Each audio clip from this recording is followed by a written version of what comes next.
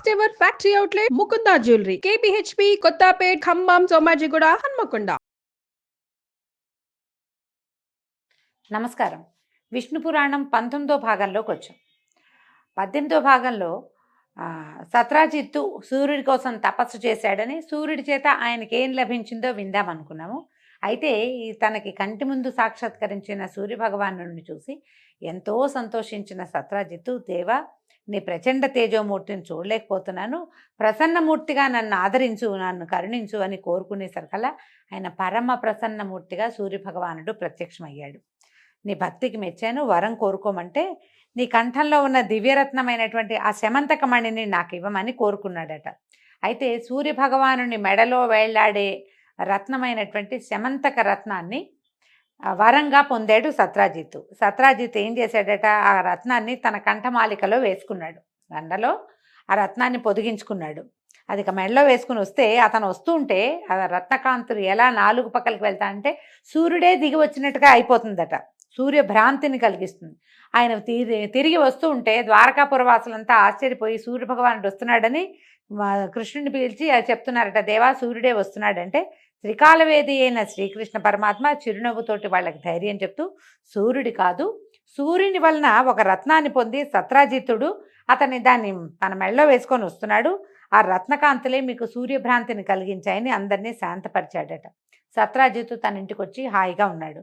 ఆ మణి దినానికి 8 బారుల బంగారము ధనము ఇస్తూ ఉండగా ఈ సత్రాజిత్తు అతిథులకి, అభ్యాగతులకి, యాచకులకి సంతృప్తిగా వినియోగిస్తూ నలుదిక్కుల పేరు పెంపులతోటి ప్రసిద్ధుడయ్యాడట. ఈ సమంతకమణి ప్రభావం వల్ల అతివృష్టి, అనావృష్టి, క్రూర జంతు బాధ, శత్రుపీడ ఇలాంటి దోషాలేమీ లేకుండా సత్రాజిత్తు ఉన్నటువంటి ఆ రాష్ట్రము ఆనంద నిలయంగా రాణిస్తూ ఉండేదట. ఇలా ఉండగా ఒకనాడు శ్రీకృష్ణుడు ఆప్తులందరినీ రావించి ఆలోచించాడట. రాజైన ఉగ్రసేనుడి దగ్గర రత్నం ఉండటం సమంజసం కదా అని మాట్లాడుకున్నారు. అయితే ఆయన కొంచెం సందేహించాడు ఆ మాట చెప్పడానికి. కథ కొంచెం తేడాగా కనపడుతుందండి. కొద్దిగా ఒక వాక్యమే. బలవంతంగా అడిగి తీసుకోవడం, ఇవ్వు రాజుకి ఇచ్చేయి అని అడిగితే బాగుండదేమోనని ఆయన వెనక్కి తగ్గాడట. అయితే శ్రీకృష్ణుడు పురప్రముఖులతో కొంతమందితో ఇలాంటిది ఆలోచించినట్టు సత్రాజిత్తుకు తెలిసింది. మనసులో ఒక రకమైన కలత రేగింది ఆయనకి. సరే, ఇవ్వమని కృష్ణుడు స్వయంగా అడిగితే ఇవ్వటమే. ఇవ్వనంటే విరసంగా ఏదైనా జరుగుతుందేమో, బలవంతులతో పగ బతుక్కి చితుకు అని ఆలోచించి తమ్ముడైన ప్రసేనజిత్తుడిని పిలిచి ఆ శమంతకమణిని అతనికి ఇచ్చి దీన్ని కృష్ణుడికి ఇవ్వాలని చెప్పాడు. ప్రసేనుడు అన్న దగ్గర సరే అన్నాడు, కానీ ఇవ్వకుండా తన కంఠహారంలో లాగా ధరించి తిరుగుతూ ఉండేవాడట. అయితే ఇతను కొన్నాళ్ళకి ప్రసేనుడు అశ్వారూఢుడై వేటకి అడవికి వెళ్ళాడట. అక్కడ ఒక చోట కంటపడిన సింహము ప్రసేనుడిని, గుర్రాన్ని చంపి అతని మెడలో ఉన్న మణిని తీసుకుపోయింది. కొంత దూరాన దానికి ఎదురుగుండా వచ్చిన జాంబవంతుడు దానిని చంపి శమంతకమణిని, ఆ మెరుస్తున్న దాన్ని బంతిగా భావించి గుహలో ఉన్న తన కుమారుడైనటువంటి సుకుమారుడికి ఇచ్చాడు. ప్రసేనుని సావు తెలిసినటువంటి యాదవులు శ్రీకృష్ణుని మీద నిందారోపణ చేశారు. శమంతకం పరిపాలకుడైన ఉగ్రసేనుడికి ఇవ్వాలని కృష్ణుని ఆలోచన. మెత్తమెత్తగా అడిగితే ఇవ్వడేమోనని అడవికి వెళ్ళాడు. మెళ్ళో వేసుకుని అడవికి వెళ్ళిన ప్రసేనజిత్తుని చంపి మణి తీసుకొచ్చేశాడు. ఈ ప్రజల్ని దయతో ఏలవలసిన వాడు దయ లేకుండా ఇట్లా దారుణంగా నడుస్తూ ఉంటే ప్రజలకేం దిక్కు అని ఇలా ఏమిటంటే ఒక మాట పుట్టేసరికల్లా దాని మీద 100 మాటలు పుడతాయి కదా. ఏ కాలమైనా నిందలు పుట్టడానికి ఒకటే కాలం, పోయే కాలమే అన్నిటికీను. అయితే క్రమంగా ఈ వాక్కులు, మాటలు మారుతూ, నోర్లు చెవులు మారుతూ శ్రీకృష్ణ పరమాత్మ చెవినబడింది. ఈయన ఏం చేశాడట, కొంత సైన్యాన్ని వెంట పెట్టుకుని ఆ ప్రసేనుడు వెళ్ళిన మార్గం వైపుకి అతను ఏ అడవికి వేటకెళ్ళాడో అక్కడికి వెళ్ళాడు. వెళ్తే అవి తిరిగి చూసిన తర్వాత చచ్చిపడి ఉన్న ప్రసేనుని కళేబరము వెంట వచ్చిన వారికి అడుగులు గుర్తించి చూపించాడు. ఇదిగో ఇక్కడ ప్రసేనుడి శవమే ఇది అని గుర్తుపట్టారు. అయితే అక్కడ కొంత దూరంలో ఓ సింహం చచ్చిపడి ఉంది. అక్కడి నుంచి అడుగులు జాడని చూస్తే ఒక కొండ గుహ దగ్గరికి వెళ్ళి అక్కడ చూశాడు. భల్లూకపు అడుగులు కనపడుతున్నాయి అని ఆలోచించి సైన్యాన్ని బయటే ఉంచి ఆయన లోపలికి వెళ్తే వివిధమణి ప్రభాభాసమై ఉన్న జాంబవంతుని భవనం కనిపించింది. అక్కడ లోపల కొండ గుహ లోపల ఎన్నో మణులతోటి అలంకరించినటువంటి ఇది కనపడిందట.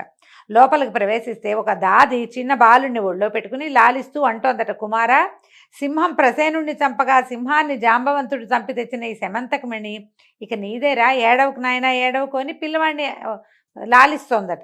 ఆ మాట విన్న కృష్ణుడు ఎదురుగుండా చూశాడు. ఈ సుకుమారుడు అని బాలుడితో మెడలో మిరుమిట్లు గొలుపుతున్న శమంతకమణి సూర్యబింబం వెలుగుతున్నట్టుగా ఉంది. అయితే ఒక ముందడుగు వేసి ఆ కుమారుడి మెడలో ఉన్న మణిని తీశాడట. ఆ మణిని తీసేసరికల్లా దాసి భయంతో కేకలు పెట్టేసరికల్లా లోపల ఉన్న జాంబవంతుడు కోపించి శ్రీకృష్ణునితో 21 దినాలు పోరాడాడు. మనం ఇలాంటి కథే వింటాం, కొంచెం తేడాలతోటి. ఈ లోపల ఇలా యుద్ధం ఉంటే ఈ పైనున్న శ్రీకృష్ణుడు సైనికులు వారం రోజులు ఉన్నారు, కృష్ణుడు రాలేదు, పరలోకానికి వెళ్ళిపోయాడేమో అని భయపడి విచారిస్తూ వెనక్కి తిరిగి ఆ బంధుమిత్రులకి చెప్పారట. వాళ్ళు బంధుమిత్రులు ఏమనుకున్నారు, కృష్ణుడు రాలేదంటే ఏదో జరిగింది విపరీత క్రియ, అందుకే కుదరలేదని పారలౌకిక క్రియలు కూడా చేసేసారు. ఈ శమంతకమణి వల్ల ఇలా అసహ్యంగా జరగకూడని విషయం జరిగిపోయిందట.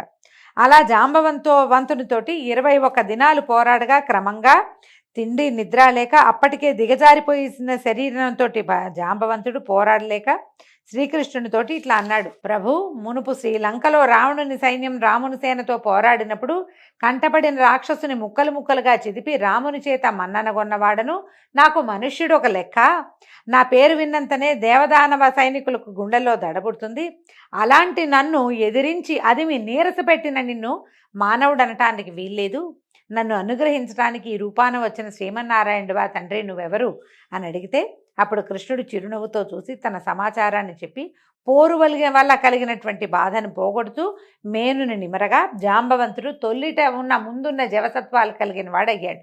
పరమానందంగా కృష్ణుడిని తన మేడలోకి తీసుకుపోయి ఆరాధించాడు. తన కూతురైన జాంబవతినిచ్చి వివాహ పద్ధతిని పలికాడు. వివాహం చేసుకొని ఆయన ఈ కూతురుని ఇచ్చేశాడు. శమంతకంతో పాటు మరికొన్ని వస్తువులు వస్త్రాలు అరణంగా ఇచ్చాడు.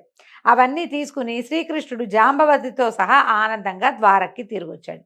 కృష్ణుని చూసి పురవాసులు పరమానంద భరితులై ఆనందించారు. కృష్ణుడు జాంబవతిని మేడలోకి చేర్చి కిందకి వచ్చి సత్రాజిత్తుని రమ్మని కబురు చేశాడు. సత్రాజిత్తు వచ్చాక కృష్ణుడు సమంతకాన్ని సత్రాజిత్తునికి ఇచ్చి జరిగిందంతా చెప్పి తన మీద పడిన నిందని తానే పోగొట్టుకున్నాడు. ఇదే కథ మనం వినాయక వ్రతకల్పనలో చెప్పుకుంటాం.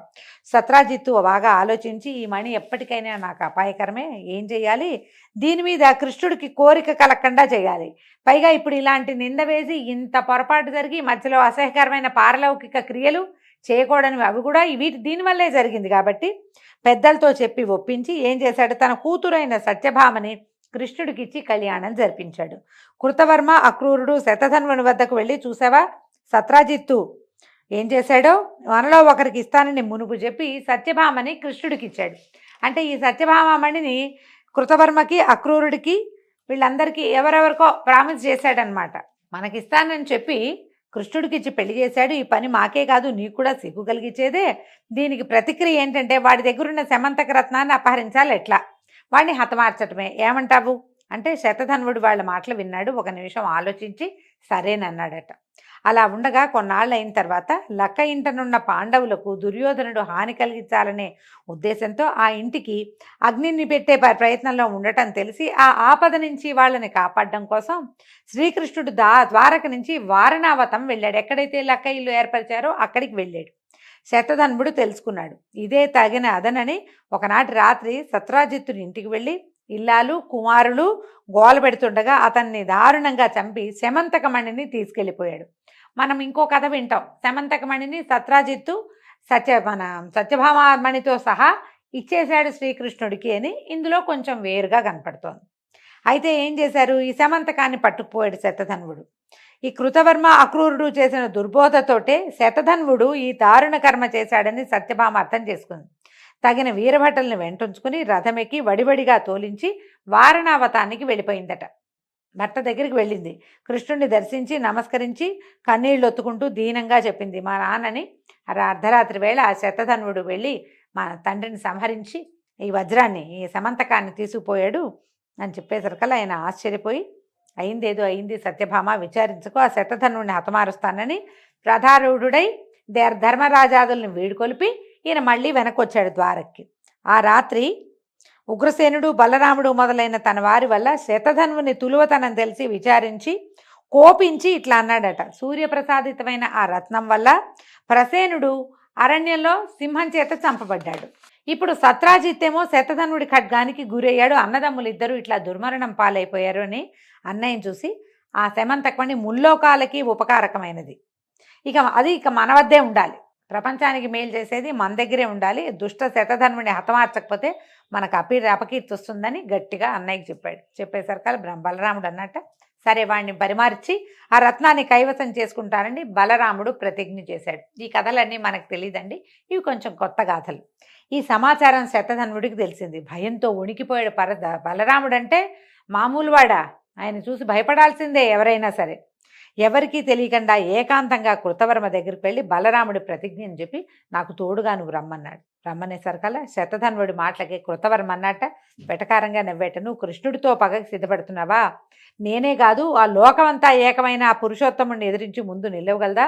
వద్దు వద్దు, దుర్వివాదం చేయొద్దు, మొండిగా ఉన్నావా, నీకు తగిన శాస్తి జరుగుతుంది అనేసరికల్లా ఏం చేయాలి, పో నువ్వు పరిగెత్తుకుంటూ వెళ్ళి కాళ్ళు పట్టుకుని బాబు నన్ను వదిలేయండి అని ఆ వజ్రాన్ని రత్నం వాళ్ళకి ఇచ్చేయాలి.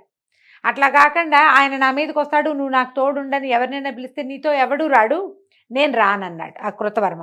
రాననేసరికల్లా ఇతను పరిగెత్తుకుంటూ వెళ్ళి అక్రూరుడి దగ్గరికి వెళ్ళాడు. తన దుర్దశ చెప్పాడు. చెప్పేసరికల్లా అక్రూరుడు ఏమన్నట కృతవర్మలాగా, ఇదేమి దుర్బుద్ధి, కృష్ణుడితోటి పగేమిటి, నువ్వు బతికుంటావా? కృష్ణుడు ఎవరనుకున్నావు? ఇతడు సకలలోక భర్త, కర్త, సంహర్త. నీ అజ్ఞానం నిన్ను ఇట్లా పురుషోత్తముని వైపు మీదకి పగకి నెడుతోంది. మరి తొందరపడద్దు, బుద్ధిమంతుడిగా ప్రవర్తించు, ఇక్కడ ఉండద్దు, ఎక్కడికైనా పారిపో అని చెప్పేసరికల్లా ఆ మాట కట్టుబడి శతధన్వుడు అన్నట్ట సరే ఈ మహనీయ రత్నాన్ని కృష్ణుడికి దక్కకుండా దాచిపెట్టు, పోని కాదంటావా నీదే, నీకు ఇచ్చేశాననుకో, ఇచ్చేశాను నువ్వు కాపాడుకో అన్నాడు. సరే అక్రూరుడు ఏమన్నాడు, సరే నువ్వు చెప్పినట్టుగా రహస్యంగా ఈ రత్నాన్ని దాచిపెడతాను, నా దగ్గర ఉన్నట్టు కల్లో అయినా నువ్వెవరితోటి చెప్పొద్దని అక్రూరుడు వజ్రాన్ని ఈ శమంతకమణిని దాచిపెట్టాడు. దాచుకున్నాడు. సరే నేను ఒప్పుకుని ఈ శమంతకమణిని అక్రూరుడికి అప్పచెప్పేసి శతధన్వుడు తిరిగి భవనానికి వస్తూ కృష్ణుడు తన మీదకి వస్తున్నాడని తెలుసుకున్నాడు. ఆ సమాచారం తెలిసి సరికల్లా బెదిరిపోయాడు. బెదిరి ఎవ్వరికీ చెప్పకుండా గుట్టుచప్పుడు కాకుండా పారిపోయాడట, ఊరు విడిచి వెళ్ళిపోయాడు. ఇంతలో ఏమైంది, కృష్ణుడు బలరాముడు తోడుగా ఈ బయలుదేరి దారుకుడు సరదాగా రథమెక్కి శతధన్వుణ్ణి అనుసరించాడట. ఈ దారుకుడు ఎవరు? కృష్ణుని యొక్క రథసారథి. ఎక్కేసరికల్లా ఈ శతధన్వుడి గుర్రము వాయువేగంతో పారిపోయి మిథిలా నగరం పొలిమేరలో ఉన్న ఒక తోటలో ప్రవేశించి మరణించదట. గుర్రం పడి చచ్చిపోయింది. ఆ గుర్రం మీద ఉన్న శతధన్వుడు కింద పడిపోయాడు. వెంట ఉన్న కృష్ణుడు ఏం చేశాడట, ఈ శతధన్వుడి స్థితి గమనించి అన్నం చూసి, అన్నా నువ్వు రథం మీద ఇక్కడే ఉండు, వాడి సంగతి చూస్తానని ఈ రథం మీద నుంచి దిగి సింహంలాగా పరిగెత్తాడట. అంటే తదేక దృష్టితో పరిగెత్తాడు. పరిగెత్తేసరికల్లా ఏమైంది, అల్లంత దూరాన కనపడ్డాడు శతధన్వుడు. కనపడి నిలు అని హెచ్చరించి ముందుకు అడుగు వేశాడు. చక్రాన్ని విడిచిపెట్టాడట. చక్రం విడిచేసరికల్లా సుదర్శనాయుధం వెళ్ళి శతధన్వుడిని సంహరించింది. తల తగిలి పడిపోయింది. కళేబరం కింద పడింది. కృష్ణుడి దగ్గరికి వెళ్ళి కళేబరం మీద ఉన్న నగలన్నిట్లలో చూశాడు, కానీ శమంతకం కనపడలేదు. కనపడిపోయేసరికి వెనక్కి తిరిగి వచ్చి బలరాముడితో చెప్పాడు, అన్నా వాడి దగ్గర శమంతకం కనిపించట్లేదు, ఆశ్చర్యంగా ఉందనేసరికల్లా బలరాముడికి కోపం వచ్చింది. కోపం వచ్చేసరికల్లా నాకు ఇవ్వాల్సి వస్తుందని మోసపు మాటలు మాట్లాడుతున్నావా, పో, నీతో ఉనికి తగదు, నీతో ఉండకూడదు, నువ్వు అబద్ధాలు ఆడుతున్నావని చిరాగ్గా మాట్లాడాడట బలరాముడు. కృష్ణుడు ఆ మాటలకు బాధపడి, అన్నా వాని దగ్గర లేదంటే నేను మోసం చేశానన్నా, అలాంటి పని ఎప్పుడైనా నేను నీ దగ్గర చేస్తానా, ఎన్నడూ చేయను, ప్రమాణవాక్కుగా చెప్తున్నా. ఆ శవం తాలూకు శరీరం మీద కళేబరం మీద శమంతకం లేదు, లేకపోతే నీకు కావాలంటే ఆ సూర్యుడి దగ్గర ఉన్న కంఠహారాలన్నీ తెప్పించిస్తాను అని ఎంతో ముద్దుగా వినయంగా చెప్పాడట. కానీ బలరాముడు ఒప్పుకోలేదట. ఆయన మద్యపానంలో ఉన్నాడు. ఆ ప్రయాణంలో విశ్రాంతి తీసుకుంటున్న సమయంలో ఆయన బండెక్కించి తీసుకొచ్చారు. ఆయన మద్యపానంలో ఉన్నాడు. తాగి ఆ ఒళ్ళు తెలియక, చీచి నేను నీతో ఉండను, నువ్వు అబద్ధాలు ఆడుతున్నావు, నీకు ఎప్పుడు ఇదే అలవాటు, నీతో ద్వారకలో ఉండటం ఇక నా వల్ల కాదు, నేను ఎక్కడికి పోతాను, నీ దారి నువ్వు పో అని ఏం చేశాడట, చొరచొరలాడుతూ నాగలి భుజాన్ని వేసుకుని కోపంతో గబగబా నడుచుకుంటూ మిథిలా నగరానికి వెళ్ళిపోయాడట. అక్కడ జనక చక్రవర్తి దగ్గర మన్నన పొంది నివాసం ఏర్పరచుకుని అతని ముఖతః ఆధ్యాత్మ విషయాలు వింటూ దుర్యోధనుడికి గదాయుద్ధ విషయం బోధించే గురువై 3 సంవత్సరాలు ఉన్నాడట. ఇట్లా ఒకటి జరిగిందా అంటే ఇలా కూడా జరిగింది. జనకుడు సీతాదేవి తండ్రి అయిన జనకుడు కాదు, ఆ వంశానికి చెందినవాడు.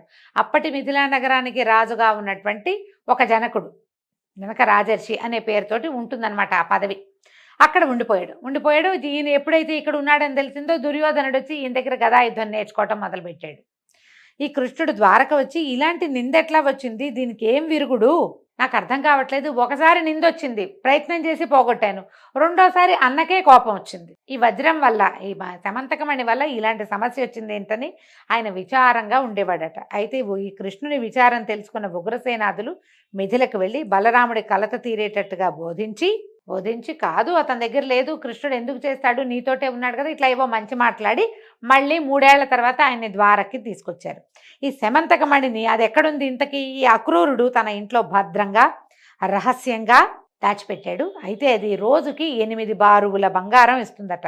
ఈయన ఏం చేశాడు అక్రూరుడు? దాన్ని నిరర్థకంగా వెచ్చించకుండా పరమేశ్వరార్పణంగా యజ్ఞాలు చేస్తూ, యజ్ఞ దీక్ష కలిగినటువంటి క్షత్రియ వైశ్యులను చంపిన వారు బ్రహ్మత్యాపాతకానికి కట్టుబడతారని పెద్దల వల్ల విన్నవాడు కనుక యజ్ఞదీక్ష తనకు రక్షగా 60 సంవత్సరాలు ఎలాంటి అపాయము లేక సుఖంగా ఉన్నాడు. ఆ రత్న ప్రభావం వల్ల ఆ దేశం ఎలాంటి అరిష్టాలు లేక ధనధాన్య సమృద్ధితోటి విలసిల్లింది. అక్రూరుడి దగ్గర దాచిపెట్టబడి చాలా కాలం దానివల్ల వచ్చిన ధనాన్ని యజ్ఞాలకి యాగాదులకే ఖర్చు పెట్టాడు. సొంతానికి ఆయన వాడుకోవాలి. ఆ రత్నం ఎక్కడుంటే అక్కడ సూర్యుడు ఉన్నట్టే కాబట్టి రాజ్యం కూడా సుభిక్షంగా ఉండేదట. కొంతకాలం గడిచిన తర్వాత భోజుడు మొదలైన రాజులు నీతి నియమం లేక దొమ్మి యుద్ధం చేసి సాత్వతి అనే ఆయన తనకు ప్రపత్రుడైన శత్రుఘ్నుడిని చంపేశారట. చంపేసేసరికల్లా ఆ సంఘటనతో అక్రూరుడు భయపడి, అయితే తనకి ఏ ఆపద కలుగుతుందోనని భయపడి ద్వారకలో ఉండలేక భోజుడితో కలిసి కాశీకి వెళ్ళిపోయాడట. అక్రూరుని ఎడబాటు ద్వారకలో యాదవ భూమికి గొప్ప ఉపద్రవం తీసుకొచ్చింది. అనావృష్టి, పాడి పంటలు లేక రోగాలు కలిగి ప్రజలు బాధపడడం, ఇలా అనరాని వినరాని కనరాని ఉత్పాతాలకు విశేషించి ద్వారక నెలవైపోయింది. ఈ ఉత్పాతాలు చూసి కృష్ణుడు కలతపడి వృష్టిభోజాంధకులను పిలిపించి విచారిస్తూ ఉపద్రవాలని ప్రస్తావించి ఏం చెయ్యాలి ఈ బాధ పోవటానికి చెప్పమన్నాడట. అప్పుడు యదువృద్ధుల్లో ఒకడైన నందకుడు ఏమన్నాడు? మాధవ, అక్రూరుని తండ్రి స్వఫల్గునుడు, దేవతలతో సాటిగా చెప్పదగిన మహిమ కలిగిన వాడు. ఆయన ఉన్న దేశంలో ఎలాంటి ఉత్పాతాలు ఉండవు. ఇదివరకు ఒక కథ జరిగింది చెప్తామని కథ ఏదో చెప్తున్నారు. ఒకప్పుడు కాశీరాజు తన రాష్ట్రంలో అనావృష్టి మొదలైన ఉత్పాతాలు కలిగినప్పుడు ఈ స్వఫల్గునుడిని తోడుగా తీసుకుని వెళ్ళి తన వెంటబెట్టు తీసుకెళ్ళి తన ఇంట్లో ఉంచుకున్నాడు. అంటే అప్పటికప్పుడు రాష్ట్రమంతా ఉత్పాతరహితమై శుభశోభనమూర్తి అయిపోయింది. అప్పుడు అలా ఉండగా అప్పుడు గర్భవతిగా ఉన్న కాశీరాజు భార్య గర్భంనందున్న శిశువు ఆడబిడ్డ అయితే, ఒకవేళ ఆడపిల్ల పుడితే అది స్వఫల్గునుడికి ఇచ్చి వివాహం చేస్తానని నిశ్చయించుకున్నారట. కానీ ఆ రాణిగారు ప్రసవించలేదట. 12 సంవత్సరాల పాటు ఆ గర్భంతో అలాగే ఉంచుకుందట. గర్భమే ఉంది. అయితే ఈ లోపల శిశువు, బయట పెరగని శిశువు లోపలే పెరుగుతూ ఉందన్నమాట. ఆ పిల్లని మోయలేక ఆవిడ గర్భాలసత భరించలేక ఏమందట, తండ్రిని ఉద్దేశించి కుమార్తె కడుపులో ఉన్నటువంటి శిశువు చెప్పిందట, ఇంకా నేను 3 ఏళ్ల తర్వాత కానీ బయటికి రాను, నా యొక్క జన్మ అలాంటిది కాబట్టి నేటి నుంచి రోజు ఒక ఆవుని సదాచార సంపన్నుడైన బ్రాహ్మణుడికి దానం ఇవ్వు. అట్లా 3 ఏళ్ళు గనక రోజు నువ్వు దానం ఇచ్చావంటే ఈమె ఎలాంటి శ్రమ లేకుండా ప్రసవిస్తుంది, నేను బయటకు వస్తానంది. అనేసరికల్లా అప్పుడు అలాగే చేస్తానని ఆ కాశీరాజు గారు రోజుకొక ఆవును చొప్పున గురువు గారికి దానం ఇచ్చేవాడు. అలా తనకున్నటువంటి పురోహితుల్లో బ్రాహ్మణుల్ని ఎన్నుకుని వాళ్ళకి దానం ఇచ్చేవాడు. 3 ఏళ్ళు అయ్యాక రాణికి సుఖప్రసవం జరిగి కూతుర్ని కన్నది. ఆ పిల్ల పెద్దదయ్యాక దాన్ని స్వఫల్గుణరాజుకి ఇచ్చి కాశీరాజు వివాహం చేశాడు. ఆ దంపతులకి కలిగిన వాడే అక్రూరుడు. పైగా ఇతను ఏంటంటే శ్రీహరి భక్తులలో అగ్రగణ్యుడు. తల్లిదండ్రులు చేసిన పుణ్యం వల్ల అతనున్న ప్రదేశంలో ఈతి బాధలుండవు, దేశం సుభిక్షంగా ఉంటుంది, ఎల్లప్పుడూ యజ్ఞాలు చేస్తూ ఉండే పుణ్యపురుషుడు అతను ఎందుకు యజ్ఞాలు చేస్తున్నాడు? నిజానికి ఈ సమంతకమణిని కాపాడడానికి యజ్ఞం చేస్తున్నాడు. కానీ అతను యజ్ఞం చేయటం వల్ల ఆయనకి మేలు జరిగింది, ఆయన ఉన్న ప్రాంతానికి కూడా మేలు జరుగుతూ ఉంది ముందు నుంచి. ఈ అక్రూరుడు చేసింది చిన్న తప్పు, దాన్ని నేరంగా ఎంచకూడదు, అది లోకానికి ఉపకరించేదిగా భావించాలని నందకుడు అన్నాడు. సరే ఏమన్నాడు? అలాగే వెంటనే శపథం చేసి శ్రీకృష్ణుడు ఎప్పుడూ అతని ప్రాణానికి ధనానికి ఆశించను, అతను నేనేమీ చెయ్యను అని చెప్పి కొందరు బ్రాహ్మణుల్ని పంపించి ద్వారకకి రప్పించాడు. ఈ ద్వారకకి ఎప్పుడైతే తిరిగొచ్చాడో ఆ శమంతక రత్న ప్రభావం అనే చెప్పాలి. వెంటనే వానలు కురిశాయి, సస్యవృద్ధి కలిగింది, రోగాలు దుర్యోగాలు లేని వాళ్ళే ప్రజలు సుఖజీవనులు అయ్యారు, పాడి 2 ఇంతలు పెరిగింది. ఇలాగా సకల దోష నివారణ అవడము తెలిసి ఆశ్చర్యపడి కృష్ణుడు తనలో తను ఇట్లా అనుకున్నాడట, నందిని స్వఫల్గుండు స్వల్ప పుణ్యులు. అంటే ఆ కుమార్తె రాజుగారి అమ్మాయి కాశీరాజు కుమార్తె పేరు నందిని. వీళ్ళు స్వల్ప పుణ్యులు, సాధారణమైన పుణ్యం చేసిన వాళ్ళు. వాళ్ళ కొడుకు అక్రూరుడు ఇంత ఇనుమిక్కిలి పుణ్యమహిమ కలిగిన వాడా? ఇది ఎలా జరిగింది వీడికి? ఇంత మహిమ ఎట్లా వచ్చింది? అది అలా ఉండని విడవక యజ్ఞాలు చేస్తూ బ్రాహ్మణులకి అపరిమితమైన దక్షిణలు ఇస్తున్నాడు. నాకు తెలియని రీతిగా వీళ్ళకి ఇంత ధనం ఎట్లా వచ్చింది? ఈ మహిమ, ఈ ధన ప్రాబల్యము కలగడానికి మూలం ఖచ్చితంగా శమంతకమే, సందేహం లేదని అనుకుని అప్పుడు ఆ ఆప్తుల్ని పంపించి అక్రూరుని రప్పించాడట. వాటితో పరిహాసాలాడుతూ అవి ఇవి ఆటలాడడం ప్రారంభించాడు. తర్వాత కాసేపు విశ్రాంతి తీసుకుని కబుర్లు చెప్పుకున్నాక, అక్రూరా, పుణ్యాత్ముడివి నువ్వు, సూర్యుడిచ్చిన శమంతకమణి నీ దగ్గర ఉంది, లేకపోతే ఇన్ని యజ్ఞాలు, దానాలు, ధర్మాలు చేయటానికి ధనం నీకెక్కడిది? చూడు, నా మాట విను, అది నీ దగ్గర ఉందన్న నమ్మక నా మీద అపనింద వేస్తున్నారు, నా మీద పడిన అపనిందని పోగొట్టు, ఈ మణిని తెచ్చి అందరికీ చూపించు అనగానే కృష్ణుడు వాటకి బెదిరిపోయాడట. అక్రూరుడు కాసేపటికి సర్దుకుని ఈ మణి నా దగ్గర ఉందని కృష్ణుడు ఎట్లా గ్రహించాడు? ఎప్పుడో గ్రహించి కూడా ఇప్పుడు బయట పెట్టాడా? సరే, నేను అలాగే దాచి ఉంచితే లేదని తప్పుడు మాట్లాడితే వదులుతాడా నన్ను? భయం వేస్తోంది ఓ పక్కన అని. అలాగని అబద్ధం చెప్తే ప్రాణం మీద తెచ్చుకోవటమే, ఎందుకు వచ్చిందని ఆ పట్టుదట్టిలో మూటగట్టి ఉంచిన శమంతకాన్ని తీసుకొచ్చి కృష్ణుడికి అప్పచెప్పాడట. ప్రభాత భాస్కర ప్రభాసమానమైన సామాన్య దృష్టితో చూడరానిదై అందము పొగడ్తలకు ఆలవాలమై ఉన్న శమంతక రత్నం శ్రీకృష్ణుని చేతిలోకి చేరేసరికి మరింత వెలిగిపోతూ కళకళలాడిపోవటం మొదలుపెట్టిందట. మామూలుగానే దానికి ఎంతో వెలుగుంది, భగవంతుని యందు చేరేసరికి ఇంకా వెలుగొచ్చిందట దానికి. అక్కడున్న వాళ్ళంతా ఆశ్చర్యపోయారు. జయజయధ్వానాలు చేస్తే అక్రూరుడు అన్నాడట, అయ్యే కృష్ణ, నీ దయ నాపై ఉన్నందువల్లే ఈ దివ్యరత్నం నా వద్ద ఉండటం జరిగింది. విశేషించి నాకు ఇంత సంపద కూడా కలిగింది. కాకపోతే ఇట్లా జరుగుతుందా? ఈ రత్నం మీద ఆశతో ప్రసేనుడు, సత్రాజిత్తు, శతధనుడు చనిపోయారు. నా మనసులో బాధ అదే, ప్రాణహాని జరుగుతుంది దీనివల్ల అని భయంగా ఉంది. సరే, ఆ బాధ నేటితో తీరిపోయింది. నేను నా వద్ద ఉంచుకోవటం లోకోపకారం కోసమే. నువ్వు అడిగితేనే కానీ స్వయంగా నేను నీకు ఇవ్వదలుచుకోలేదు. దాచిన పదార్థం అడిగితే కానీ ఇవ్వకూడదని పెద్దల మాటట. అడిగావు, సమర్పించా, ఇక నాకే గొడవ లేదు. నీ కోరిక ప్రకారం కానీ నేను నిన్ను మనసులో ఆరాధించే భక్తుడిని, నన్ను కరుణించమన్నాడు.